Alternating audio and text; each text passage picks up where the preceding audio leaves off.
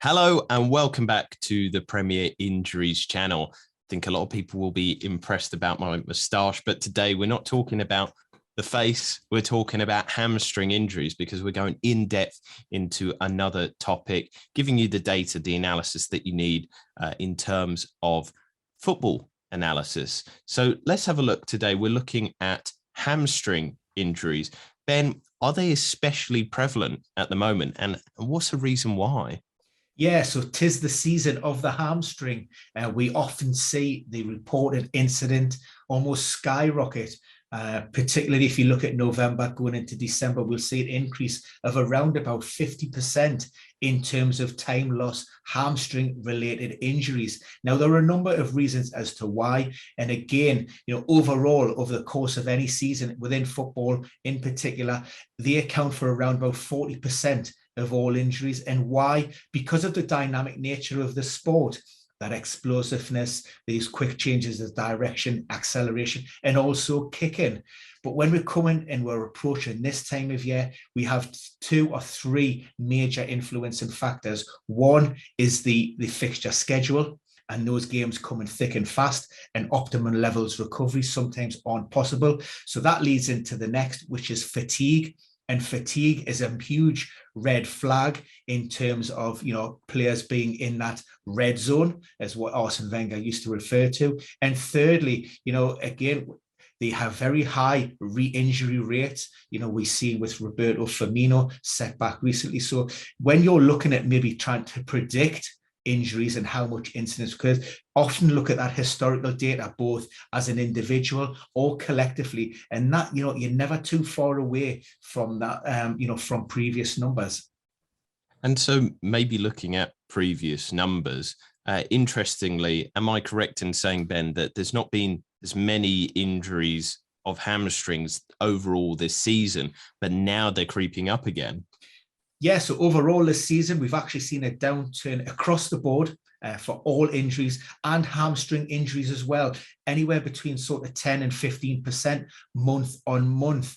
However, what we have seen is November sort of reverted to the mean of the last 5 to 6 seasons, but already in December, we've had 6 reported incidents of hamstring injuries. Now, what that could potentially mean for your fantasy team if you have a player that suffered a setback, what we do know is, of all of the data we collected, average return to play is in and around 28 to 29 days. So if somebody suffers a setback now, the chances are they could be out for the remainder of that festive program. If it's something more severe and long term, where maybe surgery is required, then that timeline can stretch way beyond maybe 3-4 months, as it did with Harry Kane a few seasons back.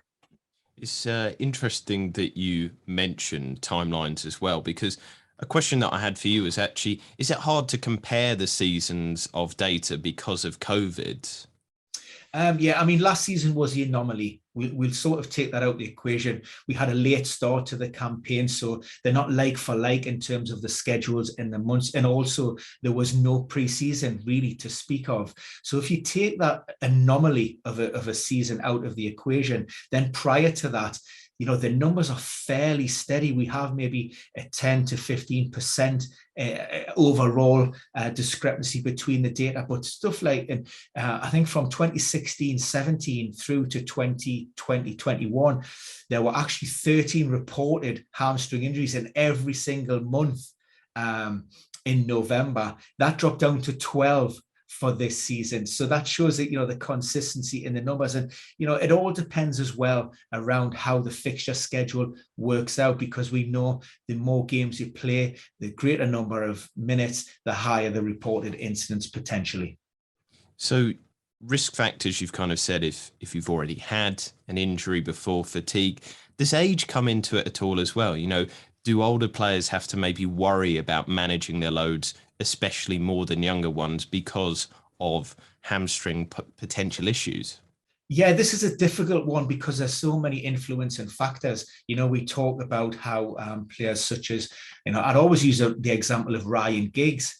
as a player who suffered quite a lot during his early years within his football career, a lot of muscle problems, a lot of hamstring issues. But as he moved into his twilight years of his career, he was able to manage his body better. He sort of took on board other ways of maybe protecting himself. He's a big advocate of doing working his core, involved in yoga. So there's so many other factors in and around that. I mean, maybe not so much these days, because now footballers, regardless of age, it's almost a 365 days all year round full-time job where players don't often switch off as maybe some of them done in the close season. They've got personal trainers, their diets are spot on, they're getting the right amount of sleep, nutrition, hydration. So that's evening itself out. And at the minute, there's not a lot in the data between those different age brackets.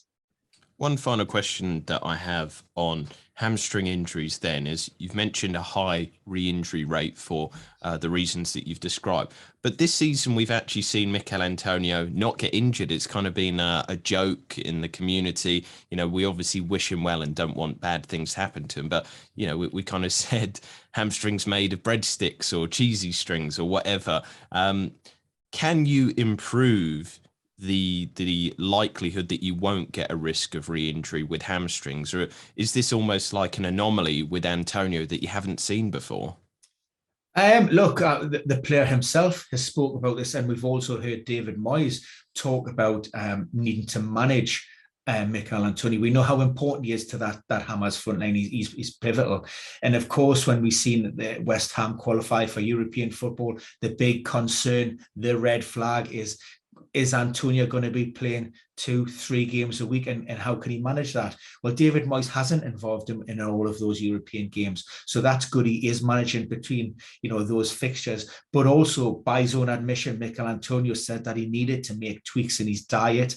He needed to look after himself a little bit better. He needed to prepare himself and maybe work on specific exercises on the training ground. You're never going to eliminate the risk, but what you're trying to do is mitigate some of that by doing everything that's within your controllables to ensure that you're limiting the odds of suffering some kind of recurrence or strain or hamstring related injury. I hope people enjoyed this in-depth analysis. This is what we like to do here on the channel. So do subscribe, do like the video, do share it, comment below. If you've got any questions, any areas that you want us to deep dive with the data again, we are more than happy to. That is what we're here for, to cut through rumour, misinformation, and just give you the best kind of analysis. But for now, I'm going to wish you the best of luck with your game weeks. I'm going to wish you the best of luck with this festive period as well, because we're going to get a little bit Christmassy soon as well. But for now, a goodbye from us.